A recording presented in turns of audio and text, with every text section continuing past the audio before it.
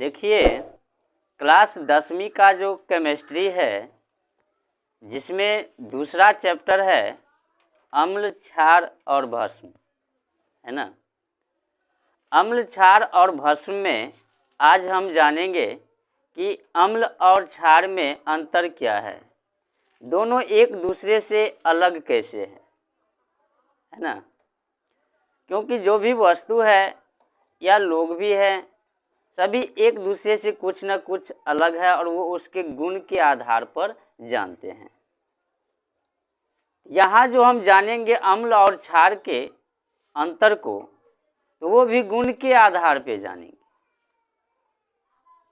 एक अम्ल है, अम्ल को हम कैसे पहचानेंगे कि अम्ल है, और क्षार है तो क्षार को कैसे पहचानेंगे। यहाँ पे जो हमने लिखा है, बाएं साइड में अम्ल का गुण लिखा है और दाएं साइड में क्षार का गुण लिखा है, तो भस्म भी बोलते है ना।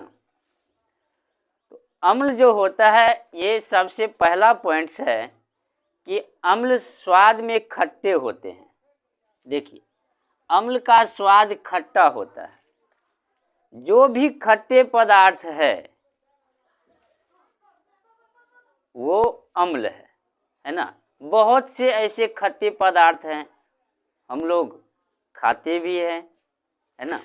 तो जो भी खट्टे पदार्थ है उसमें अम्ल रहता है। तो अम्ल का पहला गुण ये हुआ कि अम्ल स्वाद में खट्टा होता है ना। क्षार देखिए, क्षार होता है या भस्म होता है। क्षार का जो स्वाद होता है वो कड़वा होता है, कसैला जिसको बोलते हैं, है ना। तो जितने भी कड़वे पदार्थ है, वो कड़वे पदार्थ जो भी हुआ वो सब क्षार है, वो भस्म है ना। देखिए, क्षार का स्वाद कड़वा होता है। तो पहला पॉइंट आप लोगों को समझ में आया कि अम्ल स्वाद में खट्टा होता है और क्षार स्वाद में कड़वा होता है। ये पहला गुण हुआ, अंतर है। चलिए दूसरा देखते हैं। अम्ल का जो दूसरा गुण है वो क्या है कि अम्ल जो होता है वो नीले लिटमस पेपर को, है ना, जो नीले लिटमस पत्र है उसको लाल कर देता है। ये अम्ल का गुण है, नीले लिटमस पत्र को लाल कर देता है। और जो क्षार है, भस्म है, ठीक इसके विपरीत कार्य करता है। वो लाल लिटमस पत्र को नीले रंग में बदल देता है। ध्यान से सुनिएगा, अम्ल क्या करता है, नीले लिटमस पत्र को लाल कर देता है ना। और क्षार क्या करता है, वो लाल लिटमस पत्र को नीला कर देता है। देखिए, अम्ल नीले लिटमस पेपर को नीला रंग में बदल देता है और क्षार लाल लिटमस पेपर को नीला रंग में बदल देता है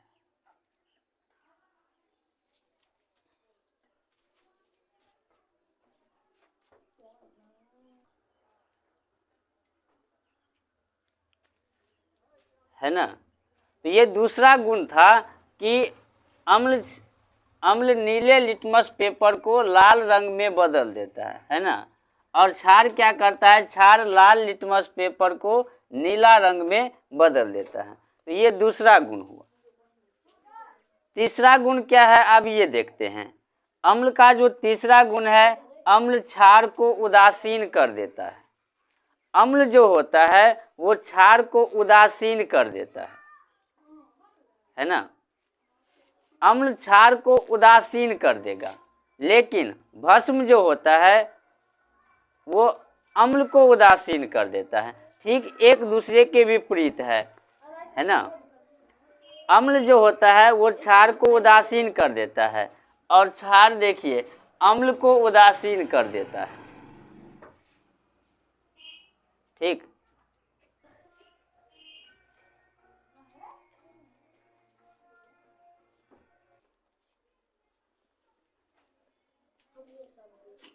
है ना। तो तीसरा पॉइंट्स आप समझे। अब देखिए, चौथा पॉइंट्स क्या है कि अम्ल जल में विलय होकर हाइड्रोजन प्लस H+ आयन देते हैं। अम्ल जो होता है वो जल में घुलकर हाइड्रोजन प्लस आयन देता है, ये अम्ल का गुण है।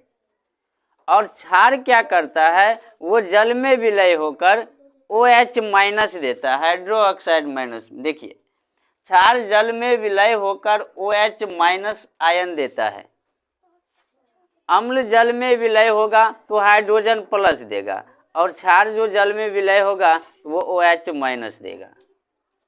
ठीक, अब देखिए 5वां पॉइंट्स क्या है, अम्ल धातु कार्बोनेट से अभिक्रिया करके CO2 गैस उत्सर्जन करता है। अम्ल जो होता है वो धातु कार्बोनेट से अभिक्रिया करता है ना। अम्ल धातु कार्बोनेट से अभिक्रिया करता है और कार्बन डाइऑक्साइड गैस बनाता है, ये अम्ल का गुण है।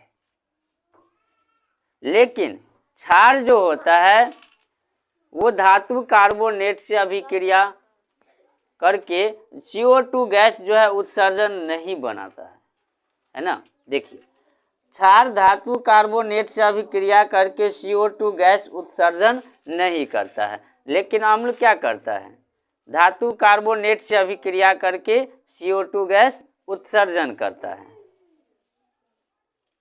ठीक, छठा देखिए,